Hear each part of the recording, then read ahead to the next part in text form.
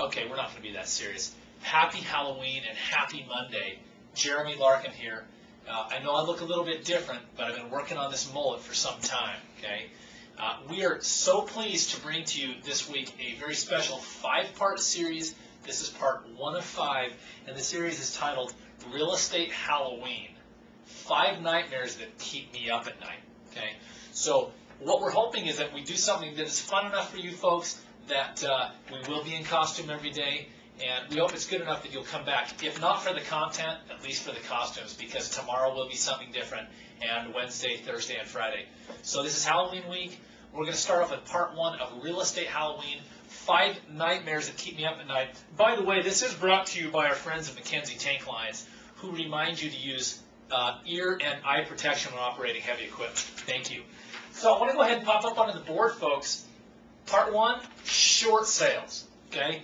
I just when I hear the term, I start to kind of have to give myself like a tension headache rub when I hear the term short sales. Short sales are a double-edged sword, and I'll tell you why. Because as a real estate agent, on one hand, I'm telling buyers, don't even look at short sales, it's just a pain in your neck. On the other hand, I'm telling sellers, well, Mr. Seller, this might be your only option, okay? So, assuming 90% of you know what a short sale is, the 10% that don't.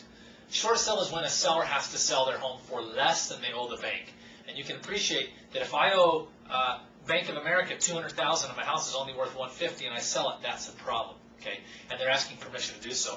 So I want to talk to you about what is ghoulish, okay, in a Halloween theme, about short sales. 3 items, okay? Number 1, they just take too doggone long, okay? I've been working on 2 short sales for over a year, okay? I'm talking 12 months, 365 days, 13 months. And 13 months ago, one of them was not a short sale, and the day before closing, the buyer of the home, I was representing the seller, saw the news and they got afraid of all the bailout talk, and so they didn't buy the home. 13 months later, my clients are in a short sale, and we've gone through multiple offers and multiple negotiations with the bank, and every time the buyer kind of gives up. So number 1, they take too long, and most buyers will quit. Number 2, with the exception of approved short sales, and approved is when the bank's already determined the price, they're just confusing. They're confusing for the seller, they're confusing for the buyer, and they're confusing for the real estate agents involved. Number 3, the outcome is largely unknown, and that goes back to approved short sales. Unless you have an agent say, we have an approved price on a home of $200,000, it is very, very, very unknown, the outcome. Which leads us to number 4. There's just no control of the process. Buyer and seller, real estate agents, everyone involved, are at the mercy of some third-party negotiator, and who knows where they're at, halfway across the United States. So these are the problems with short sales. So you're saying, Jeremy, but they're out there. Well, they are out there. I'll tell you a couple of trends we're going to watch in short sales. One is that they may become the most typical type of transaction, even though right now, 15%, maybe 20 ever close. Okay. So when do you look at a short sale as a buyer? I'm going to give you 3. I'm going to give you a couple ideas here.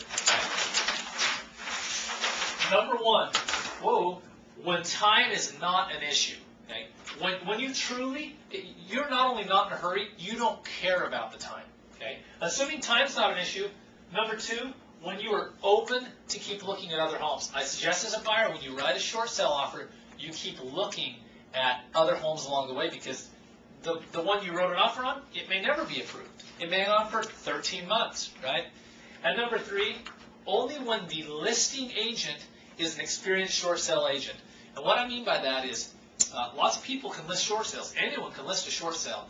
But someone doing Aunt Sylvia a favor and listing her home to try and get a short sale done versus an agent who has a team and a process and maybe kind of a machine running, it's just a different process. So make sure when you look at a short sale, you ask your agent, hey, is the agent on the other end an experienced short sale agent? Okay.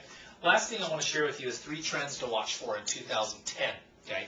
One of them is lender-paid incentives. These lenders are finally wising up, and some of them are going to actually pay the owner, okay, a few $1,000s to get out of the home and leave it in good shape, a little bit like they do with foreclosures. Number 2, loan modifications. They're continuing to fall short, and this is going to continue to be a trend.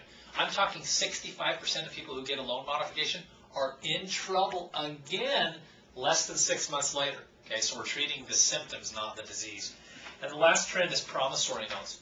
Promissory note meaning, as a seller, you go to short sell your home, be aware it's possible that the bank or the private mortgage insurance company could ask you to sign a promissory note for the difference or a balance of the difference.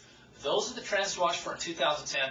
Once again, we encourage you to watch all week long Real Estate Halloween, 5 Nightmares That Keep Us Up at Night. Tomorrow we'll go to number 2.